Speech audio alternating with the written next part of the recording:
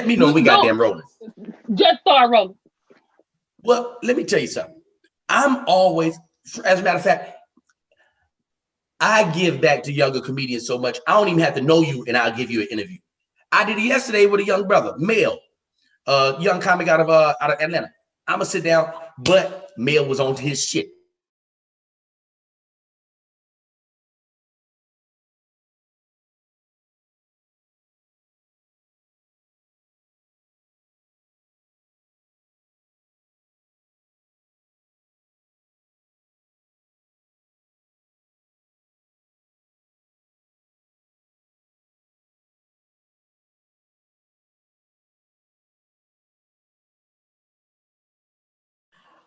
Where you want to do it at? What platform? Oh, we can do it on IG. All right, cool. Not a problem. Just, let me know the date and time. The time we in there. So this is how he started off wrong. You're not finna interview me and you sitting in your car.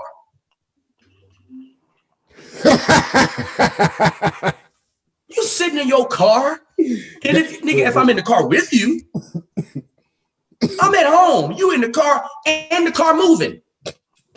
The car moving. Hey, bro. Can I ask a question?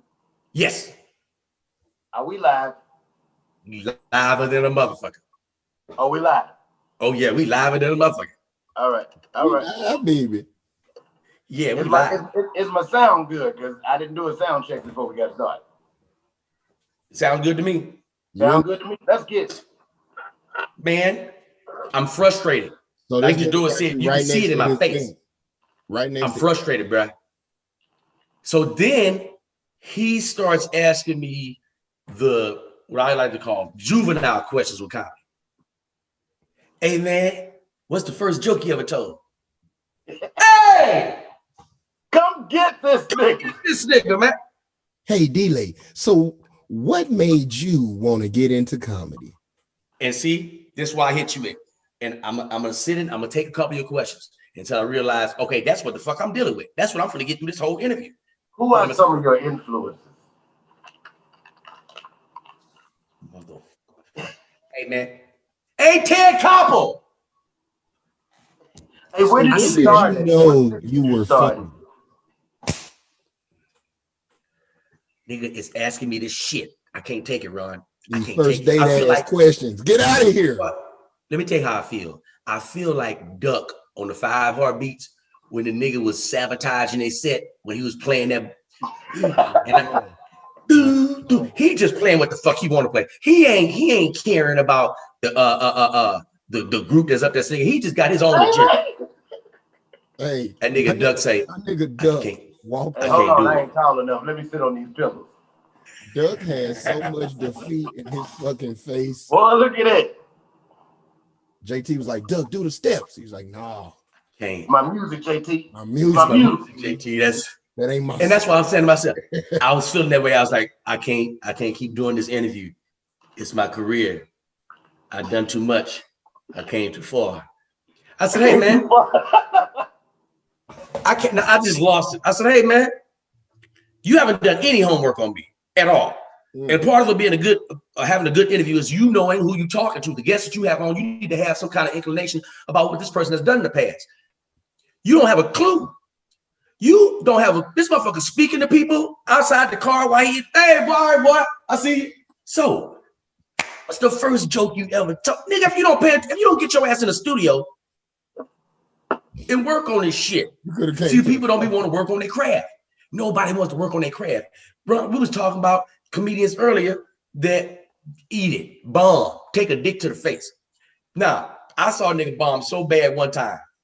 This is probably the worst. It's top 3 worst bombs I've ever seen. You know when you say, all right, man, that's my time. Good night. You exit. This nigga exited stage left and went straight to the exit door. Like went straight to the door and left the building. That is the most gracious thing you could do after you've eaten a dick. Oh yeah, after you eat a dick, you gotta get up out of there. Most niggas get your ass out of there. The nigga name was Brian Million. Brian Million. That was his name. And this is how bad he bombed. He called me after he bombed and hit the highway, because he bombed, hit the exit, valet, car gone. That nigga called me and said, hey, man, shit, I was a little off tonight. I said, nah, we gonna own all of that. Don't tap We're gonna own all of that. I said, I was in there. I saw you. I saw what happened. Yeah, man, I was a little off tonight. I said, nah, bro, that was bad, period. It wasn't no off tonight. That was just bad, bad. And the reason why I'm telling you this, because you talk so much shit about how your set was this and how you've done this room right there. None of that. None of those accolades matter. We need you funny tonight. We don't give a damn about none of the specials. And nigga said, man, I want to apologize. And nigga, hey man, it's 200 people in that goddamn audience. Come back. You don't owe me an apology. You owe and apologize to them that you just robbed. They mad. Let me tell you, and see, black people are serious about their money. Black people are serious when they pay money for something, they want what they gonna get. Now, we doing a show. This is Bill Bellamy is headlining. Bill Bellamy is headlining. I heard a nigga in the back say, hey man, I'm gonna kill that nigga. You gonna kill him? You gonna kill him? Fucking up my goddamn, I'm gonna kill that nigga. You gonna kill him? For what? Nigga.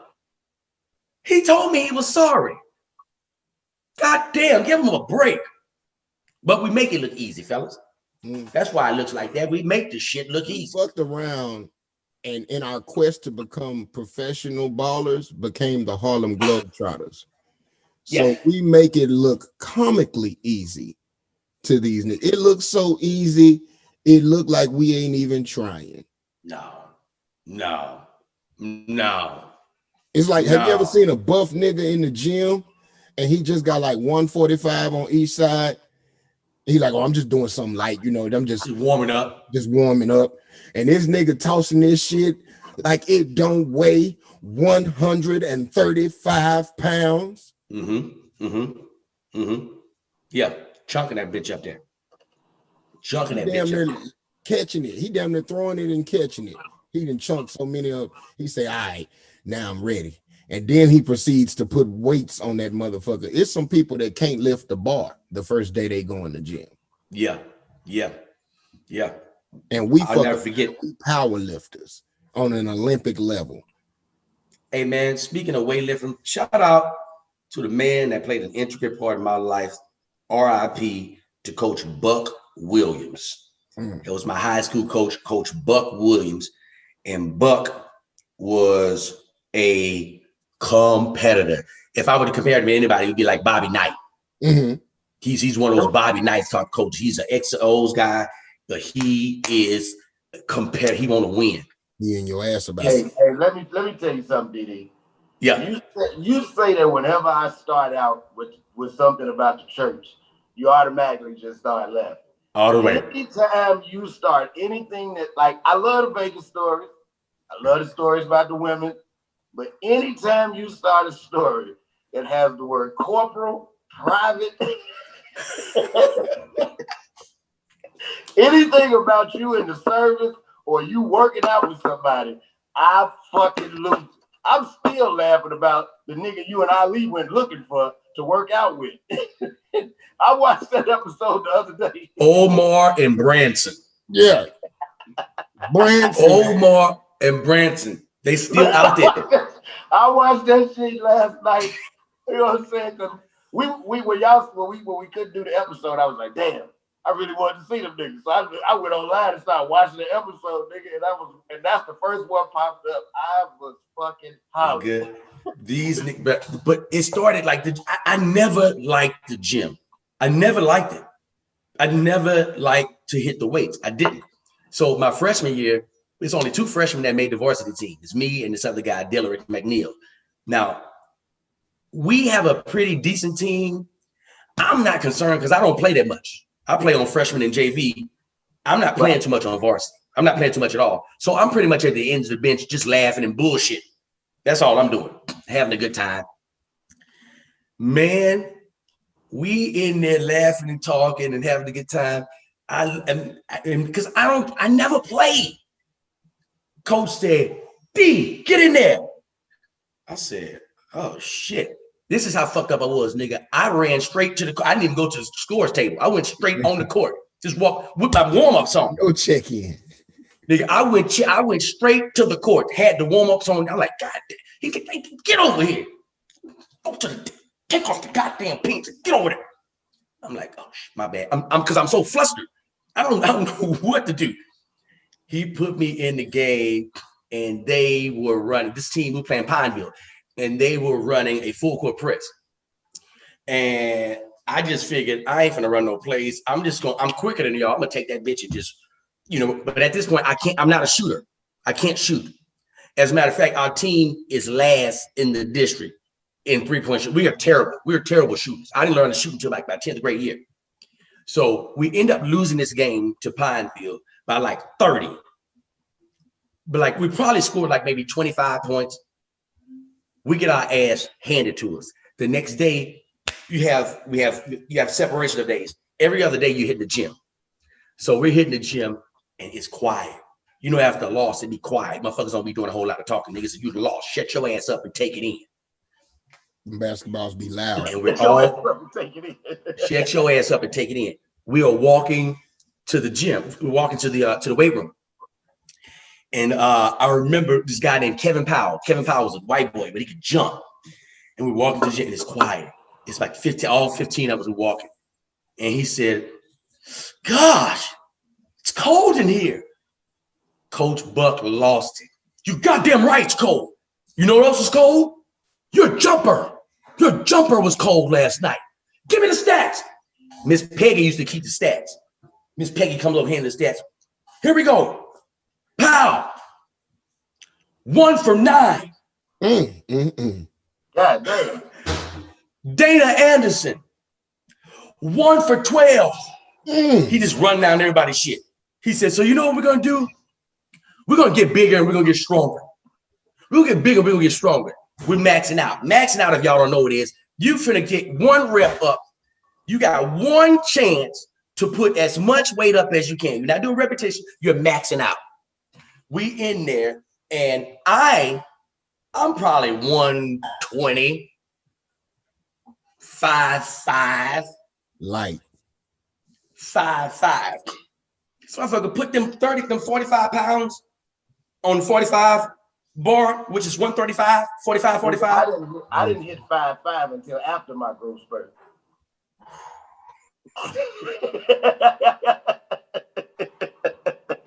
I had a growth spurt in high school and I hit 5'5". Oh, I didn't catch my growth spurt until after I graduated. I graduated high school 5'6", 180 pounds. Oh no! You hear what I said? Though? I said after my growth spurt, I was 5'5". After you say, boy, that's your spurt. 5'5" on them. They said, damn, you're doing it big. Right. You can't. So we're maxing out, and coach says he was like, Devitri, get under there. Now I know I can't lift this. Get under there. I know I can't lift this. I don't know if he knows this, but I personally know I can't lift this. I'm not sure if he knows. Plus, I haven't been doing free weights. I've been doing machine weights. I've never done this free weight shit. So he's like, get under there, Devitri.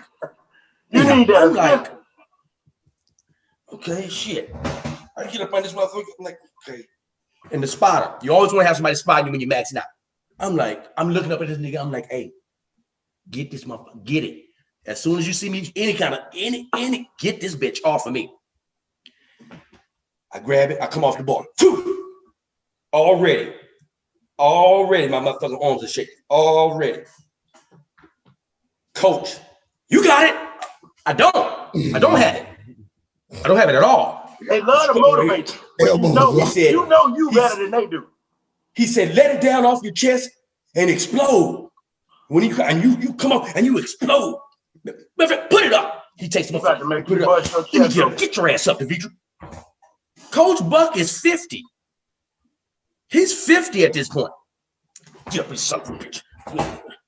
He got them little bike shorts on. You know the coaches wear the little bike shorts. Balls coming out. The balls out. They don't care. Because he got a point to prove. Let me show you something. You go. What you're gonna do is you want to take, and they talked to me before we take it off the rack. You're gonna take it off your chest, and you're gonna bounce it off, and you're gonna explode. That's what it's about. Explode. I'm like, okay, cool. You go first, motherfucker. Let me see you go. Let me see Coach you do Buck kid over there, and he cocky. He waves off the spotter. Get out of there. I got it. I said, oh shit, no spotter? 50? 135? Okay, nigga. You guys don't understand. Strength and conditioning is a big part of the game. Takes it off the rack. He comes down. Coach, you got it?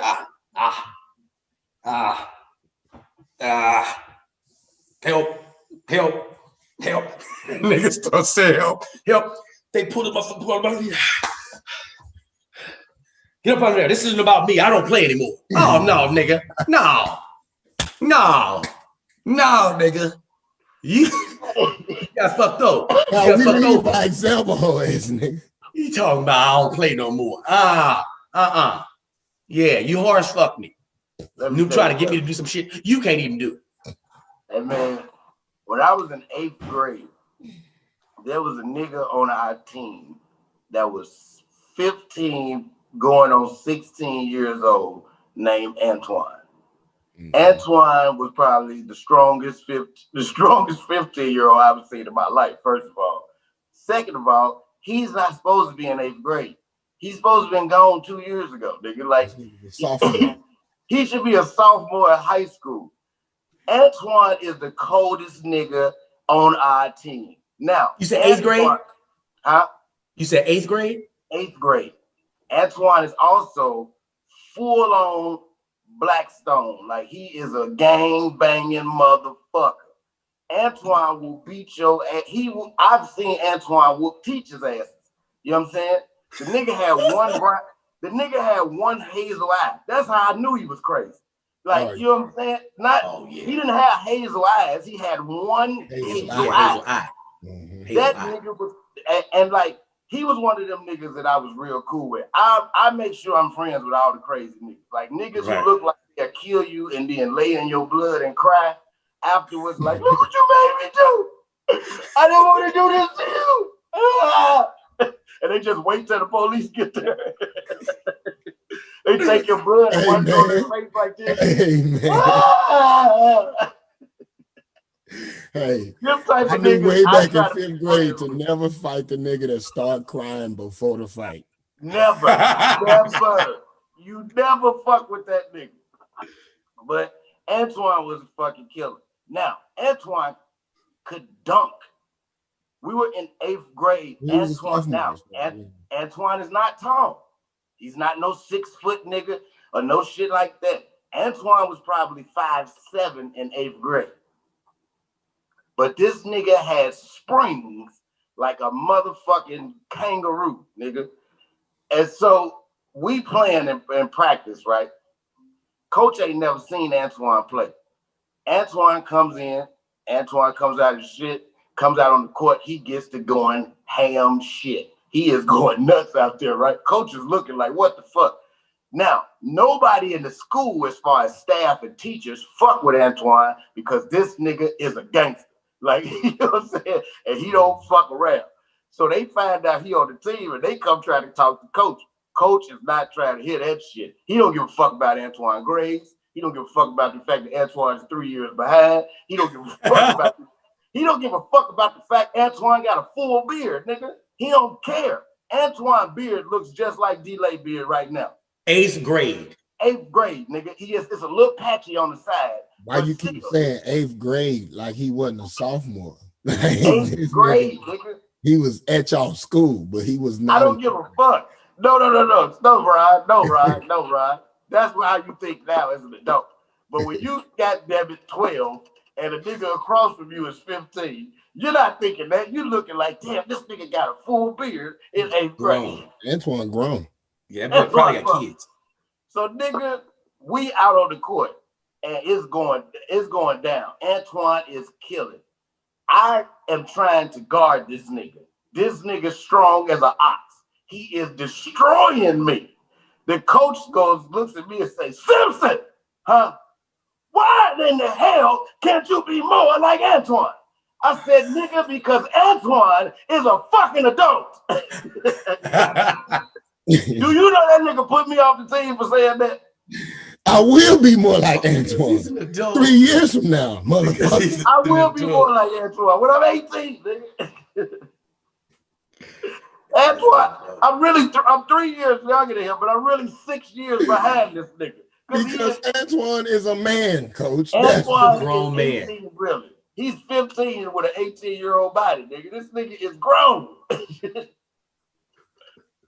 That was my first venture out into sports, and it was just like, hey man, I'm not ready for this. If niggas is gonna be playing that look like him, I'm not ready for elementary school basketball. Just not ready. Northwood High School, Northwood, Louisiana. Northwood High School, my sophomore year, they had the best team in the state. They had the best team in the state. None of them niggas went to school. None of them go to school. These niggas do not go to class. They're not going to school. These niggas, they're starting five. All of them got kids. All of them motherfuckers got kids. The starting five all got kids. These are literally young men. Listen, the kids are at the game. My daddy is number 9. Your daddy is number. Them kids was, hey man, these motherfuckers had kids. And the kids be at the shirt. My daddy is number 12. My daddy is number 8. Hey, niggas is watching this like, man, that's bullshit. But I literally was I was 15 with a baby, nigga. No, dead ass, bro. When I was in 7th grade, it was a nigga that went to school with me named Clifford. Clifford had a full beard, nigga. I'm talking about Clifford. Clifford, like they made Clifford wear the chin strap. That's all he could wear. That's all they would allow. And Clifford came back to school the first day after Christmas break with the Teddy Pendergrass in 7th fucking grade, bro. That nigga was 6'1" and had a Teddy Pendergrass beard, my nigga. If you were born between 75 and 85, and your name is Clifford, and you go by that name still as an adult, you're a serial killer. Oh yeah. He probably go by Cliff. If you continue to let niggas call you Clifford after 10, you are a fucking serial killer. You see, T.I. cut that shit out. T.I. cut it out right away. T.I. like, nigga, don't call me Cliff. Don't call me none of them old ass civil rights ass names. When I come home, don't call me none of this. I wish I would have a nigga at the club like, hey, shout out to my nigga Cliff. It's his 28th birthday. You know what I'm saying? We busting bottles for Cliff all night. Shout out to my nigga Clifford in the building. Can you imagine the DJ like, pop, pop, pop, pop, pop, pop. Hey, yo, we got my man Clifford in the building over in section 3. Let's hear it for Clifford, ladies and gentlemen. Hey, the women get ready to do a toast. They be like, you Clifford? Right. Let's go. This bitches start leaving the section like, I didn't know your name was Clifford. Hey, any nigga named Clifford gotta say good evening, no matter what time of day it is. And he gotta take his hat off. You gotta take his hat off when he speak to women. You gotta wear a monocle, nigga. Like, if your name Clifford, your first job was an elevator operator. Right. And you know how to eat sunflower seeds without taking them out the shell first.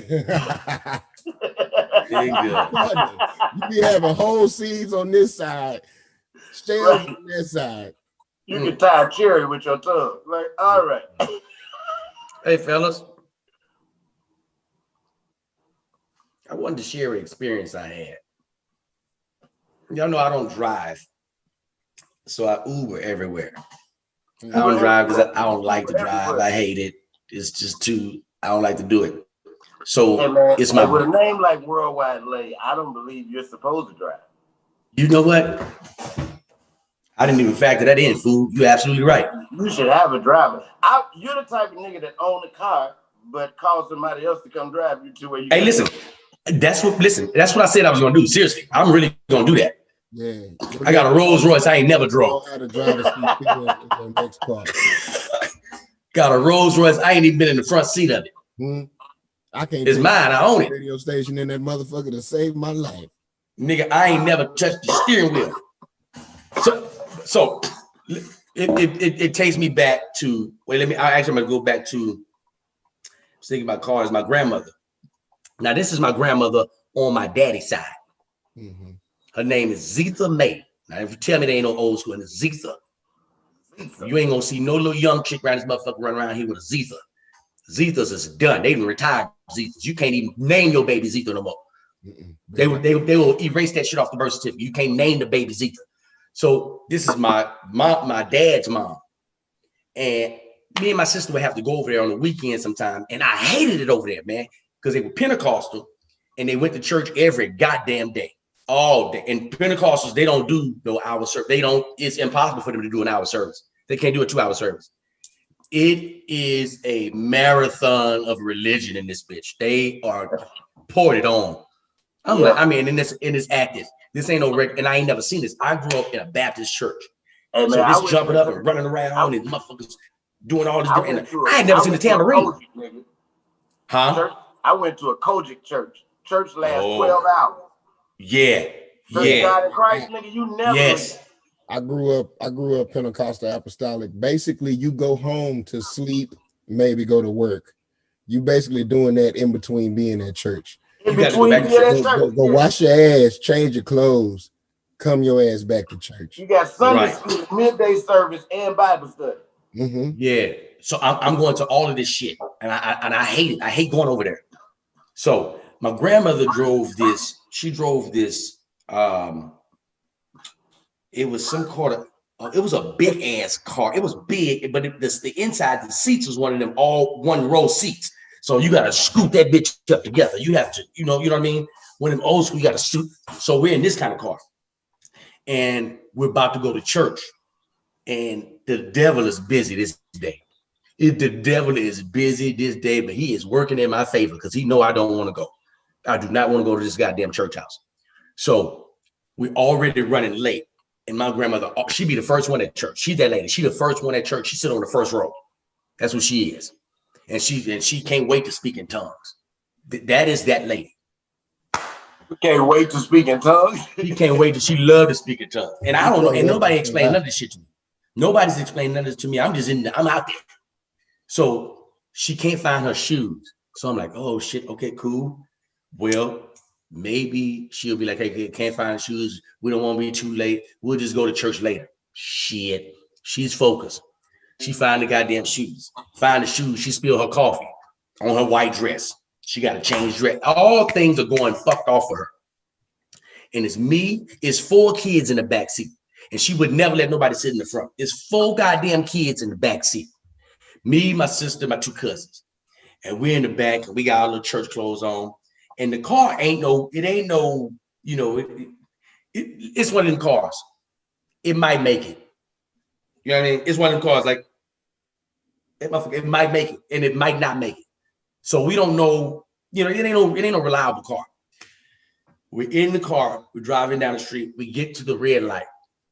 We're in Alexandria, Louisiana. We stop at the red light. She got gospel music blasting in this bitch. It's loud than the motherfucker. Right? But the car was one of these cars. Once you stop it, you got to turn that bitch off if you wanted to go again. You can't just stop. Oh, it don't do no idling. Hey man, when you stop that bitch, you better put it in park and you better turn that bitch off if you wanted to keep going. Oh man. But we used to this car. We not tripping. One of them. We used to this goddamn car. Well, this particular day, she does the same routine. Stop at the car, park, bam, shut it down. She starts it back up, bam, it starts back up. She turns. When she turned, the whole goddamn steering wheel comes off. The steering wheel is off. The steering wheel is working. The steering wheel is off and it's in her lap. Now, it's about 4 cars that came up behind her. The devil is working like a motherfucker. Listen, the devil is busy. That nigga is working in my favor. When we see little kids see this steering wheel come off this, nigga, I lose it. I can't contain myself. I'm all over this backseat laughing.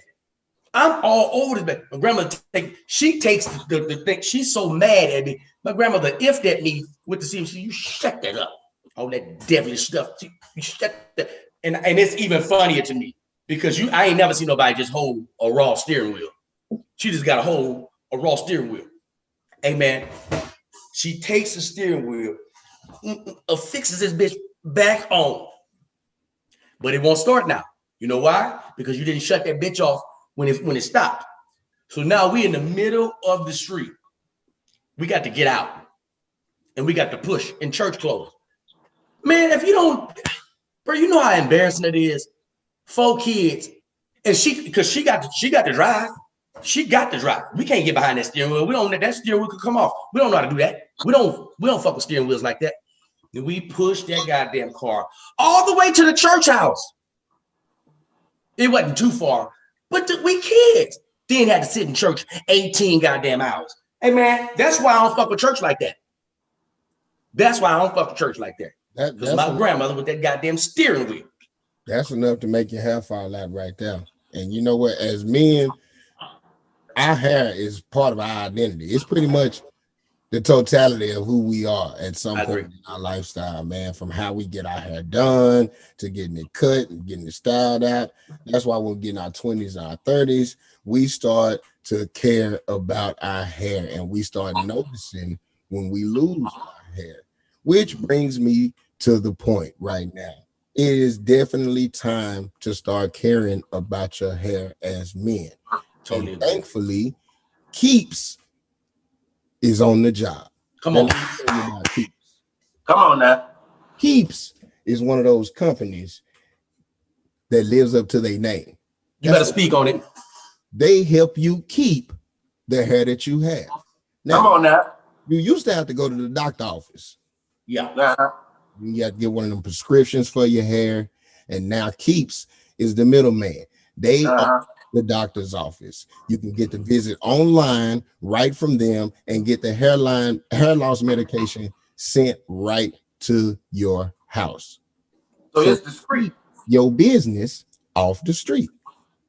They make it real easy and they deliver your medication to you every 3 months. So they keep you on schedule. Come on, wordplay. Say goodbye to the pharmacy and the checkout lines and those awkward doctor's visits. You can keep your self-esteem intact. See, Keeps offers generic versions of the only 2 FDA-approved hair loss medications out there. You might have tried them before, but you ain't never tried them at this price. So, prevention is key. We all know that. Yes. In order to keep your hair, you must get on it before you lose it. Once you lose it, it's gone. The name of the company is not called Retrieve. It's called Keeps. Keep. That's right. That's right. So now you have to keep your treatments going. And they typically take 4 to 6 months in order to see some results. So you got to get on it and act fast. The sooner you start using Keeps, the sooner you'll keep the hair you have. Come on now.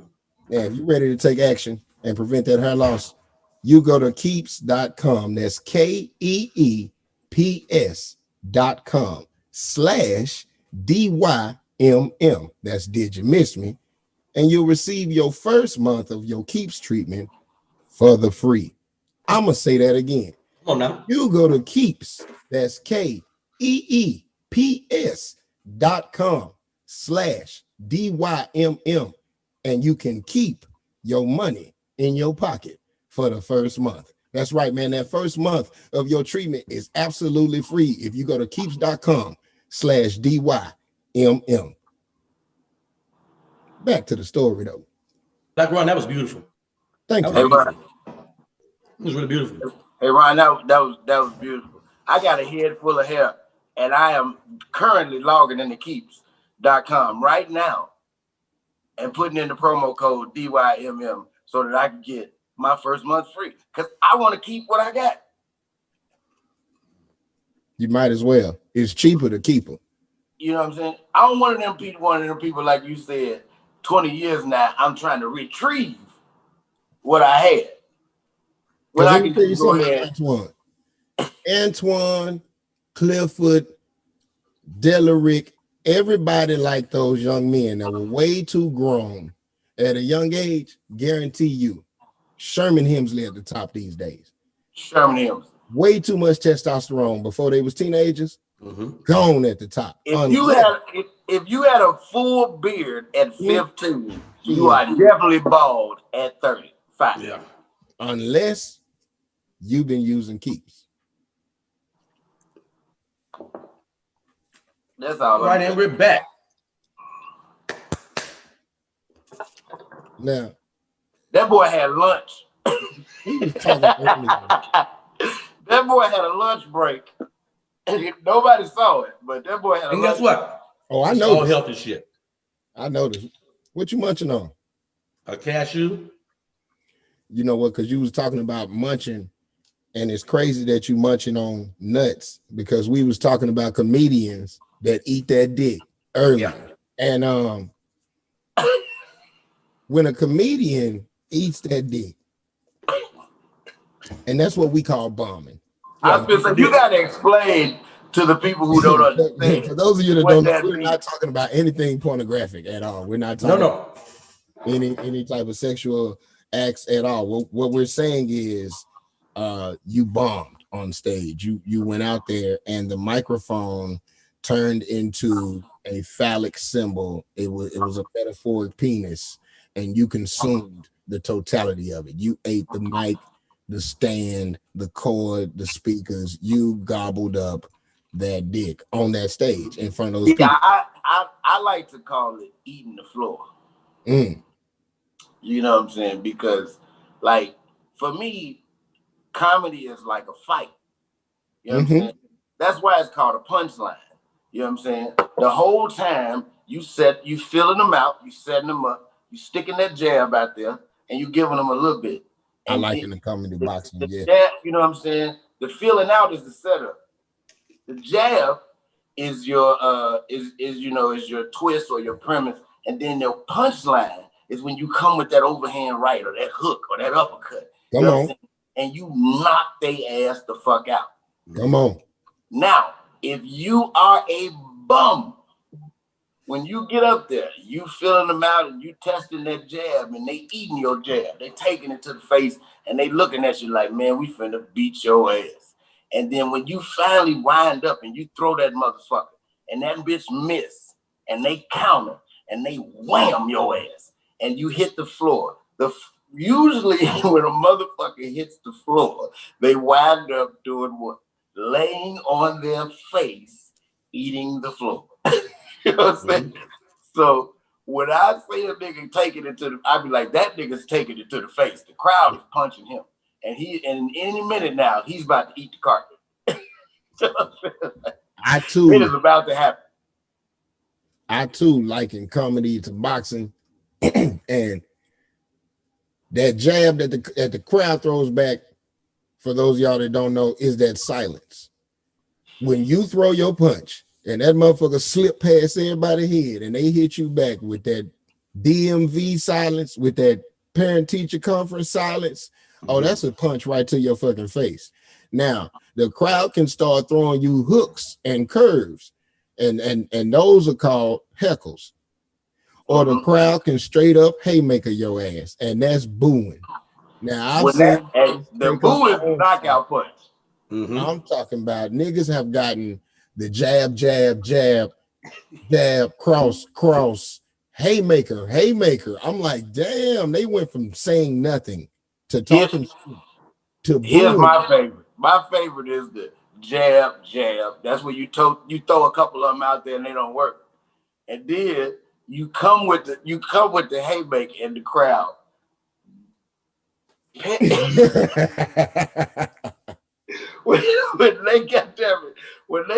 when they sidestep your shit, they swim under your whole shit. When they sidestep you and then come over with the counter, nigga. Oh my God. That's what the comedians say. That's what the comedians say. Oh, y'all ain't like that one, huh? Right. There's the dodge. Okay. There's the parry right there. And then I compare bombing to a bad sexual experience. It's almost like you got a vagina. All right, you got a vagina and it's wet and it's ready and it's throbbing. And then you come with this dead ass dick and it don't work. Right. Now you want to fuck her.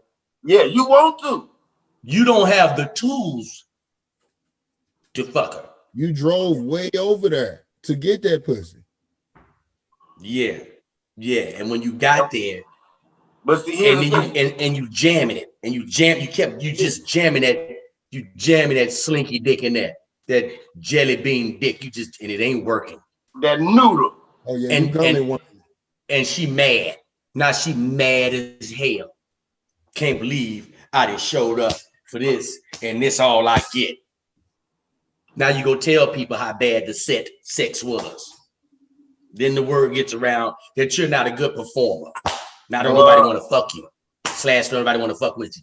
Now here's the thing. Because you could get a good woman or just like a good crowd. Because there's that one woman, she's gonna appreciate your efforts. Mm-hmm. Fact that you tried. Bless his heart. You know what I'm saying? That's that woman that when you like, damn, shit, I don't know what the fuck going on. And that's when she be like, it's all right, don't worry about it. She's mature. Yeah.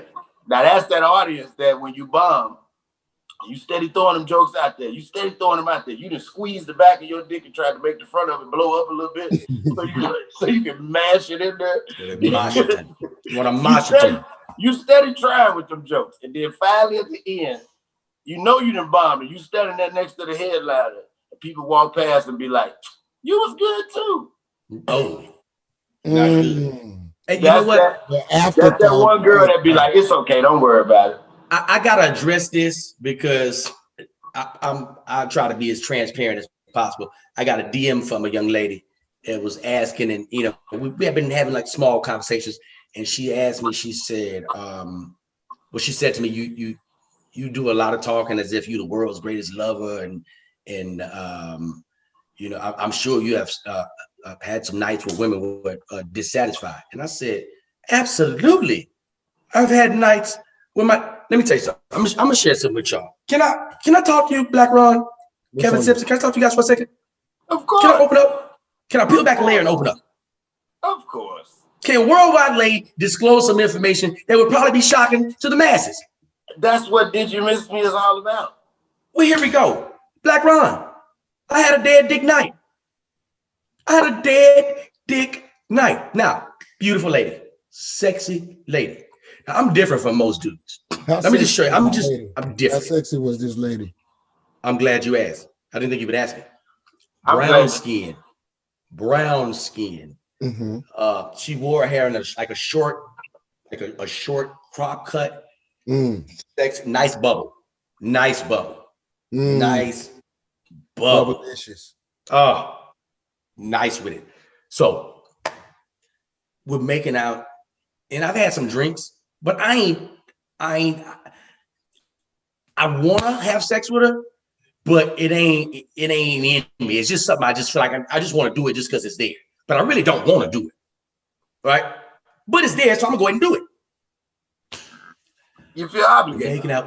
Making out. Stop. We get out our clothes.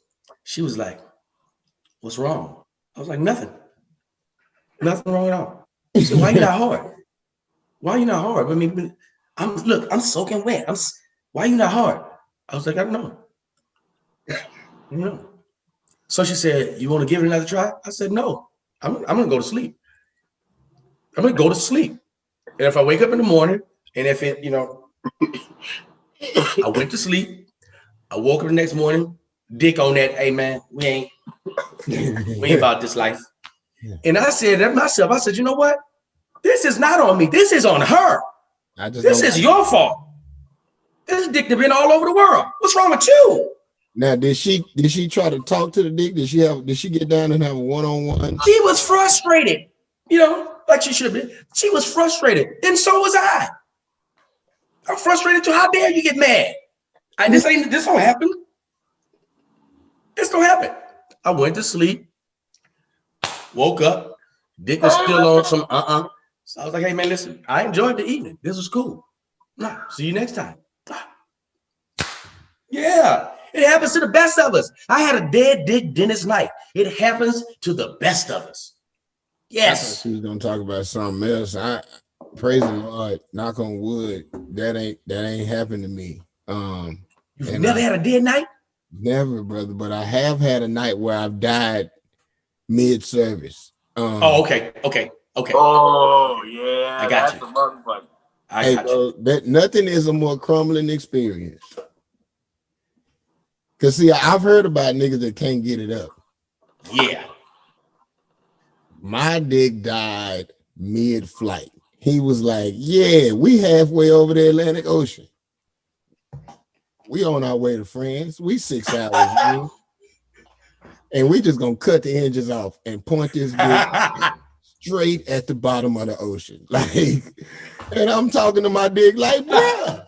I'm pulling all the stops. I done pulled the wings up. I done threw all the luggage out the bottom. I'm like, maybe we running out of gas. I don't know what it is. I done got back down and ran another round of snacks through there. I done served another meal. I'm trying to keep everybody calm, but this dick is pointed at the bottom of the ocean. I'm like, sir, we are halfway across. So now I'm just like, let's just land. If we could just land, we ain't got to get to France. If we could just land, if we can get to the tip of the UK, motherfucker, we good. My dick like, no. The more you fly, the okay, try me then. And then the worst thing ever. My first class passenger said, is your plane going down?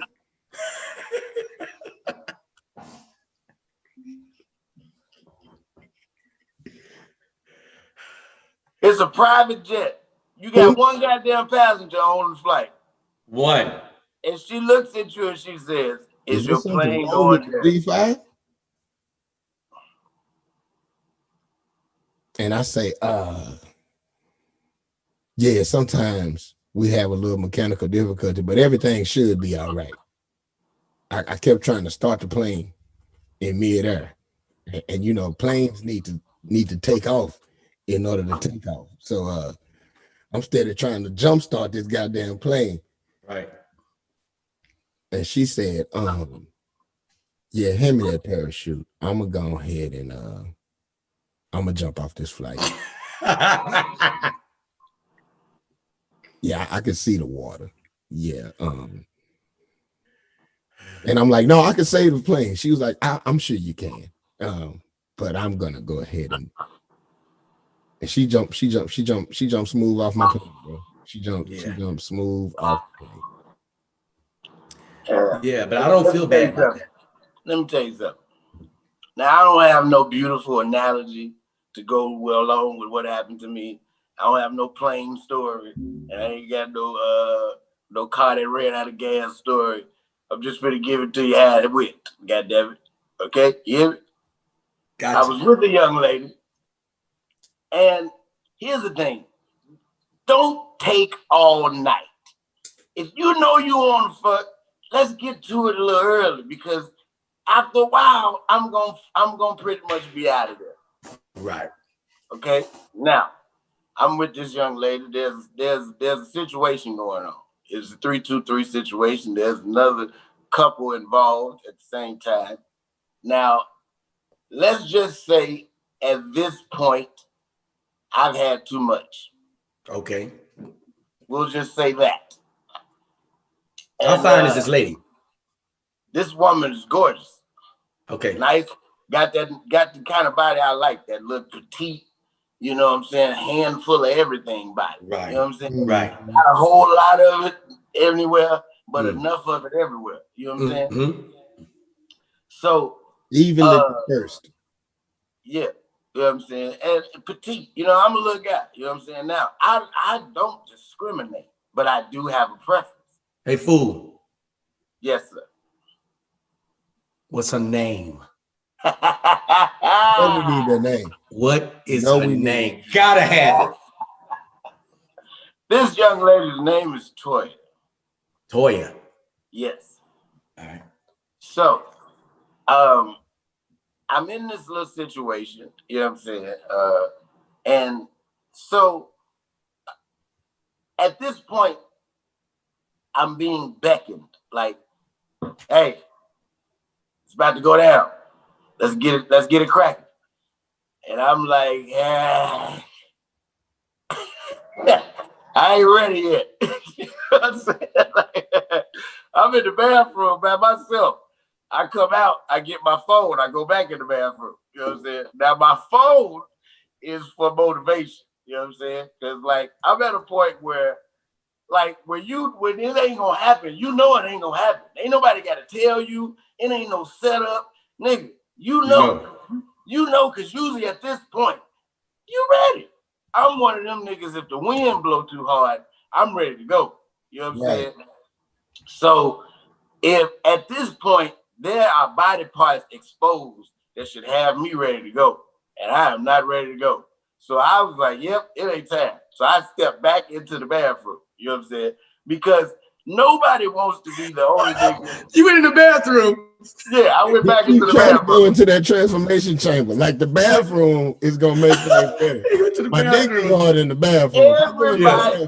Everybody in the room is stark naked. I'm fully dressed, and nothing is happening for me. Nothing's happening for me in that area. So I'm like, nah, I ain't ready. I go back in the bathroom. You know what I'm saying? I'm in the bathroom. I'm trying to get it together. I'm like, okay. All right, it's time. Hey, this is what we wanted. This is what we wanted to happen. It is here. Where are you, sir? What is going on? Performance. But I already know, because at this point, I didn't think nothing was going to happen. So I've begun to indulge, you know what I'm saying, immensely. So at this point, I am not ready. You know what I'm saying? And I keep coming out of the bathroom into the you know, seeing what's going on. So and every time I come out, it's going the fuck down. I'm like, woo, yeah, all right, I'm ready. I jump in there, you know what I'm saying? I'm good for like 2 or 3 minutes, and then it's like, here we go, here you go, Ron. We started an early decline. Motherfuckers like, hey, wait a minute. Hey, we supposed to be going to Los Angeles. Why we landed in Denver? Right. It's all the plane I had. Boy. That's exactly how it's happening. It's going down just like that. It's like each level. That motherfucker out of there. You know what I do, Ron? I went back in the bathroom, Ron. Back in the bathroom. Go back in my chamber. Go back. Let me watch some more porn. I said, hey, what's going on out there ain't enough for me. You know what I'm saying? I need something else.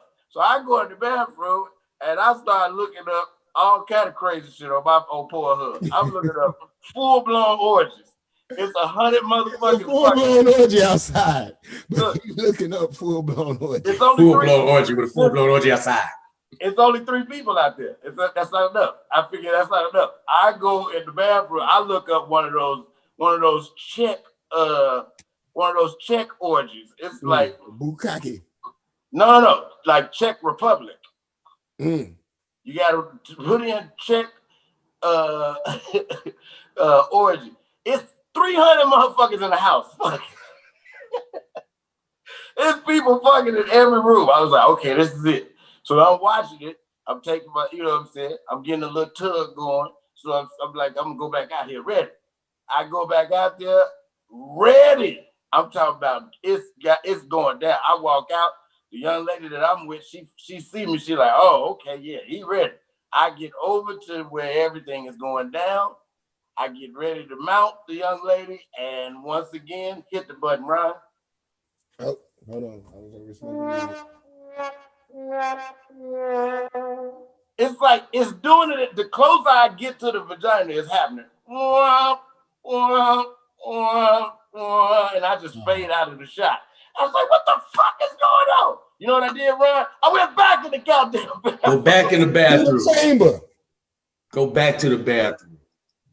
Hey, I said, wait a minute. What's going on out there ain't working for me, but what's going on this phone is. So I just stayed in the bathroom and finished myself off. Came out, I did just watch the show and then went in the other room, made me a drink. I was like, fuck that. I'm not gonna keep trying to make something happen that ain't gonna happen. There's something wrong with y'all, as Didi said. Right. You know something in this room that ain't right. You know period. So check this. Proud of yourself. So check. I give a fuck. So I'm coming through the airport and I'm going to LAX and I run into a girl who I gave the bad performance to. And I guess she was trying to, we kind of moved past it, but then she tried to remind me of it. She tried to bring it back. Like, hey, what's going on?